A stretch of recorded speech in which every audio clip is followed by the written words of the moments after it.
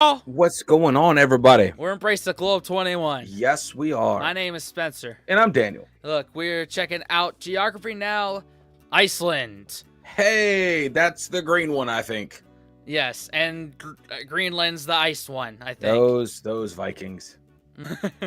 I do have plans to be in this country for like 3 hours, coming to and from the United Kingdom in June. So I probably won't have time to fully explore anything No. at all. I'll be more busy catching a plane, but Yeah. I will be there.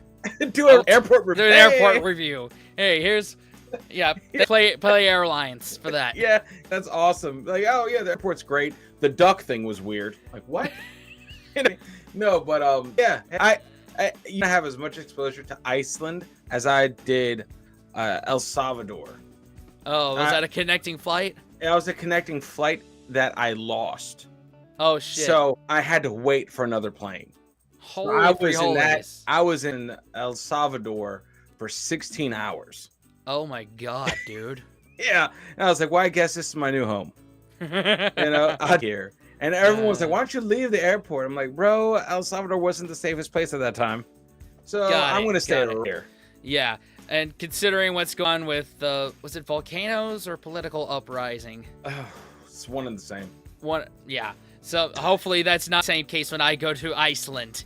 Hopefully not. Hopefully not, man. Let's see what Barb's got to say about it. Yep. Let's do it. 3, 2, 1. Guys, as you know, I went to Iceland earlier this year, and in all honesty, if you just want to get a real taste of Iceland better than I could ever provide, check out my friend, this guy, Ásgeir. Subscribe to his channel. He helped me out when I was there, and he knows Iceland. Ásgeir, check out the Ás. Yeah, keep that one, bro. All for you. It's time to learn geography. Fish. That's their go-to recently. Or we've just been hovering. Maybe we just hover around the fish videos. Maybe that is it. But y'all let us know if y'all want us to check out that video from the other guy that he just mentioned. We'll probably go back and look at it if y'all want it bad enough. Ásgeir. All right, cool, man. Yeah. Hey everyone, I'm your host Barbie. So full disclosure before we start, my pronunciation for Icelandic words is gonna suck so bad in this episode. I do not advise you to play a drinking game for every time I mispronounce something. You will get alcohol poisoning and you might die. I repeat, you could die watching this. So, what was the thing you always say? Listen, I'm here. Listen, beautiful, strong language. I don't know if it's gonna need some more vowels, but I will provide the correct pronunciation when I see it. I guarantee it. Vowels are a good thing. They haven't let me down yet. Mm-hmm. Iceland! Just the name invokes an obvious clue about where it is geographically. First of all, the country is located at the confluence of the Atlantic and Arctic Oceans east of Greenland and just south of the Arctic Circle. The country is divided into 6 constituencies, 3 big ones, and 3 of which are confusing because they basically just split up the most populous areas in the west. Reykjavik is the capital and the northernmost capital in the world, which is split into 2 constituencies, north and south, whereas Okay, Reykjavik. That's where I'm going to be catching a connecting flight. Hey, man. What was it? What was that song? Come on, by the Eurovision Fire and Ice. The Fire movie, Saga. The Fire Saga. Yeah. Oh man, what was that? Ya Ding Dong. Ya Ding Dong. Oh, okay. Beautiful. I mean, man, the scenery in that movie was gorgeous. It was, yeah. It was breathtaking. So, Oh man. Okay. There we go. the southwest constituency is divided into 4 non-contiguous exclaves, but they still act as 1 constituency, not 4. So it's 6 small separate entities that act as 3 constituencies. Get it? No. Great! This was done to help with the imbalance of the sparsely populated outer regions with voting, since about a third of the entire country is located in the Reykjavik metropolitan area. Nonetheless, most of the country still refers to areas being located in the traditional 8 region zones, which are divided like this. The country has many domestic airports, but the one large-scale international airport is Keflavik International, and the next 2 busiest ones are Reykjavik and Akureyri. Reykjavik and Akureyri are domestic airports except for seasonal service to Greenland internationally. Iceland's domain is most I don't know which one I'm going to be at, and I'm too lazy to look up what it is. You're just gonna be there. You're just gonna get off the plane. That's your job. Don't worry about it. Yeah, exactly. I don't know where I land. I just know I gotta get off. I just gotta get off the plane. mostly encompassed around the main island. However, they do own some smaller islands and archipelagos off their coasts, the most populated ones being Heimaey, Hrisey, and Grimsey, and some in the south, like the newest island that just popped up in the 60s, Surtsey, which is off limits to anyone except permitted scientists who study it. Otherwise, Iceland may be rugged, but the islanders sure have paved a way for you to see it all. The Ring Road. This guide takes you all around the entire country, and depending on how much time you want to stop and see the sights, it could take you anywhere between 4-ish to 7 days to complete. Hey Brandon, you went on the Ring Road, right? Yeah, How long did it take you? about 9 days. Okay, maybe my facts were wrong. Otherwise, some top notable man-made sites and landmarks might include the National Gallery, the Viking World Museum, the stone carvings of Paul Guðmundsson, the U.S. Navy D-3 plane wreckage site, the Viking Village, the Sea Monster Museum, pretty much all of Akureyri, the Whale Museum, the Design Center. All over the countryside, you can find turf houses with grass on their roofs, the country's iconic landmark and beautifully constructed icicle-shaped church, Now, as interesting as those man-made sites and landmarks may be, they pale in comparison to what the actual land has to offer. Let's jump into the fire and ice. Just like you said, the fire and ice. Yeah. Is that like the motto there? Because they have volcanoes and also ice. Lots of ice. Like, what was it? What did he say? Like snowman, igloos, penguins, and ice. Ice. Those All some that. cool runnings, guys. All right. Yes, I remember because we just recently watched that. Yeah. Maybe this is the first video we linked the ETS Patreon. Perhaps. Yeah. Alright, let me just put it this way. Iceland doesn't need an amusement park or roller coasters because the entire island is just like a wonderland in itself. First of all, Iceland is the 18th largest island in the world and the second largest in all of Europe. The entire country lies transected on the mid-Atlantic range, which divides the North American tectonic plate with the Eurasian plate, splitting open about 2 centimeters every year. You can even see the divide for yourself with your own eyes. Nearby Reykjavik at Thingvellir, with the largest natural lake, Thingvellir, the land splits open and you can literally walk from Eurasia to North America. Underneath the waters, you can get even closer to the divide at the Silfra, that was easy, known as the clearest water diving spot in the world, where visibility can go up to 100 meters. Over 80% of the country is mountainous, with the tallest point, Hvannadalshnúkur. 11% of the country is covered with 6 main glaciers, the largest one in the southeast, Vatnajökull, and the smallest one, which just erupted in 2010, Eyjafjallajökull. With hundreds of volcanoes and about 30 of them are consistently active, as the longest river, the Þjórsá, meanders through the deep central Hofsjökull glacier to the ocean. So basically, the entire island is... Barbs is struggling, man. Hey, he's doing a bang up job. He's getting through those names, man. You know, half the battle is just getting through it. You know. The problem is there is vowels in there. There's A's. There's A's and U's and O's, just strewn about. But they're not intended as vowels. They're just the shapes. That's it. Maybe It you has gotta change. nothing to do with the phonetic saying of it. Yeah, change up. Intentional vowels are good. Yes. Something like that. Yeah, man.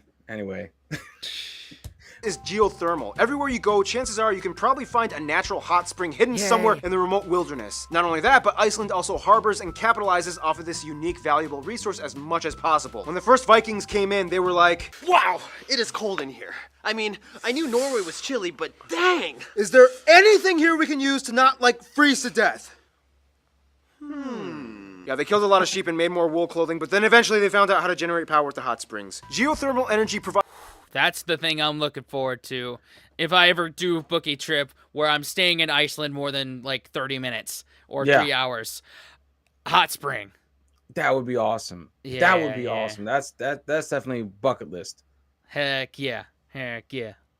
provides about a quarter of the country's power alone, and the rest is mostly hydroelectric from dams and renewable sources. Nonetheless, only about 1% of their land is arable, mostly confined to the south peripheral lowlands where root vegetables and kale and cabbage and cauliflower are grown, alongside numerous geothermal heated greenhouses that harvest warm climate produce like tomatoes, cucumbers, and yes, even bananas, making Iceland the northernmost banana producing country in the world. Of course, the country also hosts a unique variety of Arctic wildlife like puffins, foxes, seals, narwhals, and the national animal animals, the griff falcon, and the famous highly accredited Icelandic horses. By the way, yes, it's true, Iceland is the only country with no mosquitoes. However, they do have 2 species of midges.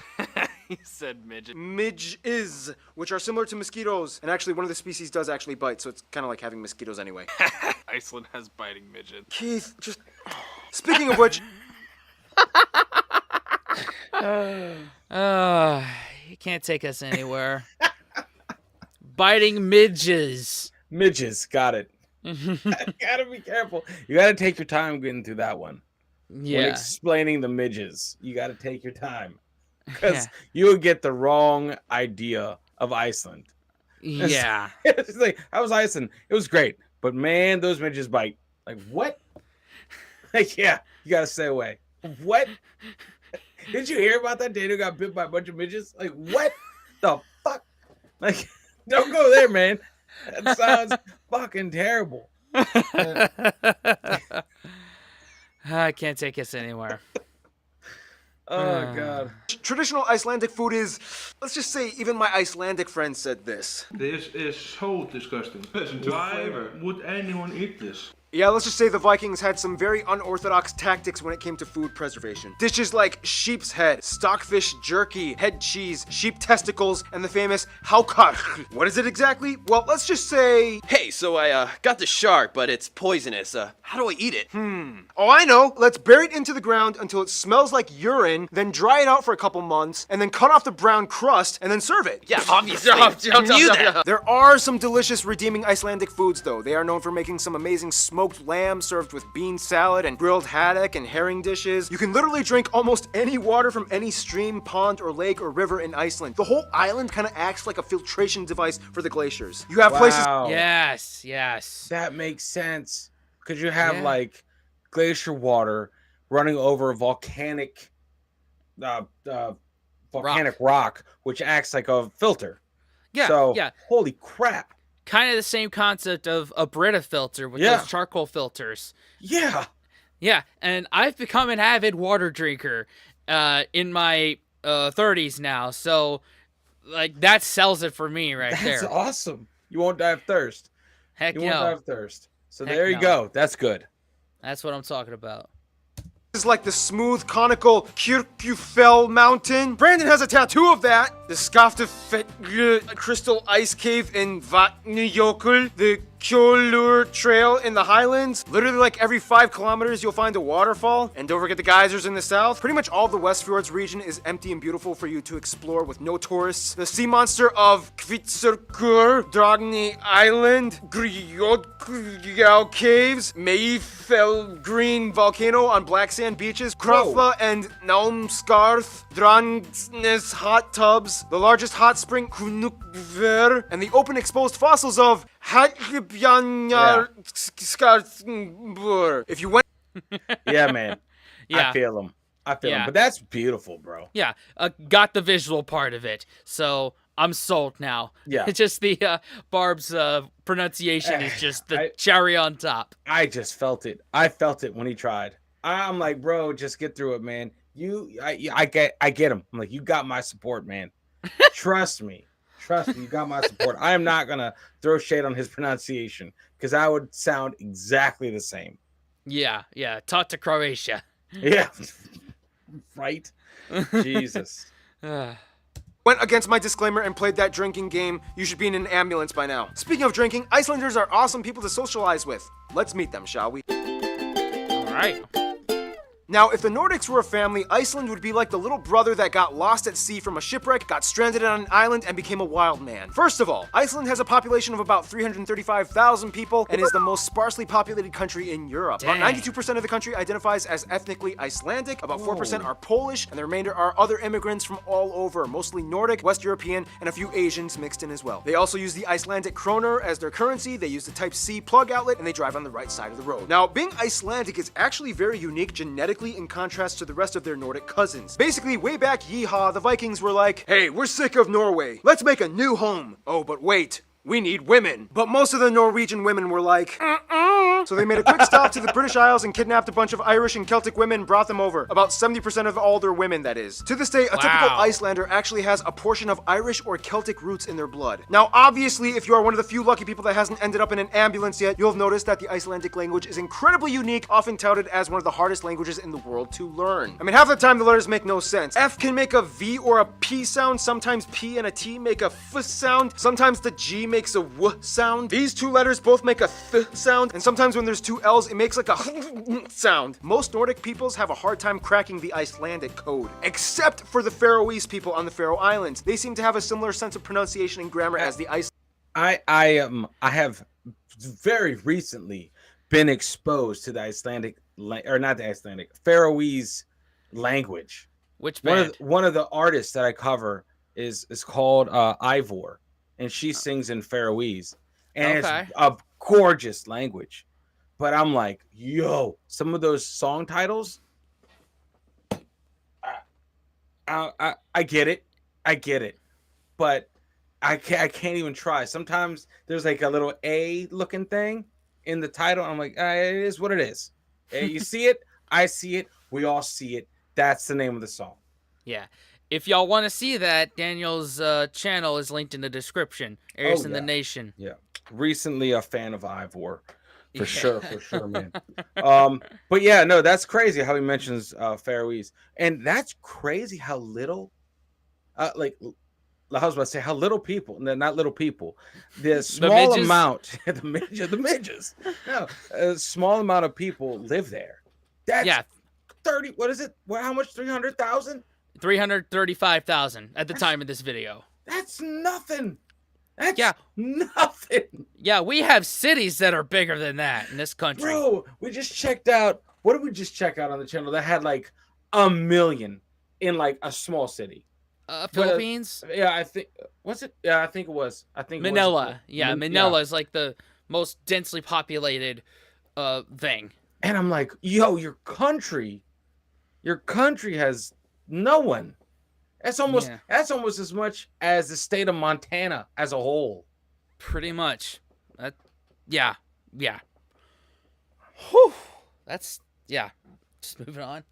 Icelanders. Icelandic and Faroese are the closest languages to Ancient Norse out of all the Nordic languages. If you give them a script written in Ancient Norse, chances are they could probably understand it. Whereas Norwegians, Swedes, and Danes are like, ha! Nope. Now, because of its small population, Icelandic culture is very communal. Chances are everybody either knows each other or they know somebody who knows another person. Therefore, an ingrained sense of trust kind of roots itself in the mindsets of most people. This is why Iceland has one of the lowest crime rates in the entire world, sometimes topping off at #1. And also, as of 2014, they were elected the world's most peaceful country according to the Global Peace Index. And by the way, in Iceland, nobody technically has a surname. They just adopt the last name dependent on their father's first name, and they just add son or dotter after it. So for example, a man named Alex with a father named, I don't know, Bjarki would be named Alex Bjarkison. Or if it was a woman, her last name would be Bjarki Dotter. Sorry, Bjarki, you just popped in my head. You rock, man! Hope you're doing well. Icelanders are thrill seekers. They live in an extreme landscape, so they make the best of it, and they will ski, paraglide, rappel, skate, dive, jump, and experience anything that gives them adrenaline. Some of the top notable Icelandic people might include founders of Iceland, Ingólfur Arnarsson and his wife Hedvig and brother Kjörleif, Leif Erikson, the first president Svein Björnsson, musicians Sigur Rós of Monsters and Men, Emiliana Torini, Mum, Gus Gus, of course the most famous resident Björk, Oscar-nominated director Friedrich Thor Friedrichsen, Hutthor Laxness, handball superstar Olafur Stefansson, Magnus Örnskjöld, Fionn Paul, and of course everyone's favorite strongman Hapthor or Thor the Mountain, Julius Björnsson. Now, as small as Iceland is, they've made a huge impact in the world's media outlets. Somewhere in the late 90s and early 2000s, word spread fast, and to this day, tourism is almost getting out of hand as they get over 3 times their own population in tourism every year. Hotels need to be built, staff need to be hired, and diplomacy is key in operating the whole deal. Which brings us to...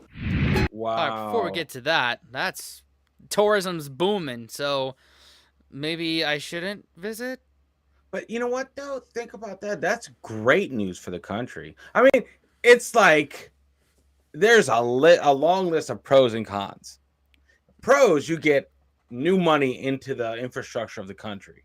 Yeah. You get new money in, hotels get built, like jobs are created, job security is there. That's great news. But, you know, what it brings as well yeah, is undesirables. Yeah, and also just basically a raping of the land. You know, like here it is. This is a national park. We gotta, we gotta basically take it and make it picture perfect, which it already is. You know, it's like what Florida does to the Everglades. You know, like Yeah. just bastardize the beauty of nature for consumption.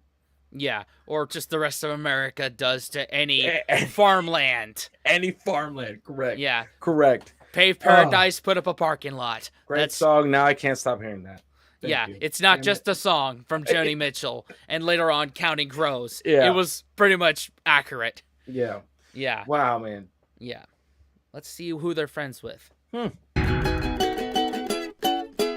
Now, Iceland has a problem. A good problem. Too many people like him now, and it's all happening too fast. First of all, Iceland has always had good ties to the USA and Canada. The US was the first to recognize Iceland as a state after independence, and both countries not only give some of the biggest business, but also house the largest communities of Icelanders outside of Iceland. Finland is like the mysterious, cool new rebel friend that they just made. They enjoy both being outsiders because although they are both Nordic, they are not considered Scandinavian. When it comes to humor, they totally get each other and click instantly with dry, semi-dark undertone jokes. Sweden is like the older brother that they love but is too busy working on his flowcharts to hang out with. Denmark is close, although Danes practically have no idea what skiing is considering their flat landscape. Most Icelanders learn Danish in school first before they learn English, even though they think it's pretty useless. When it comes to their best friends, most Icelanders I've talked to have said Norway and the Faroe Islands. As mentioned before, Icelanders have historical roots to Norway, and the two have had very close relations, especially since they both can relate to being subjugated under the Danes at one point in time. The Faroe Islands are like their weird cousins that totally get them and love to hang out with. It's a magical moment when an Icelander meets a Faroese person. In conclusion, Iceland is a land where cold meets hot, old meets new, small yet big, horrible fermented shark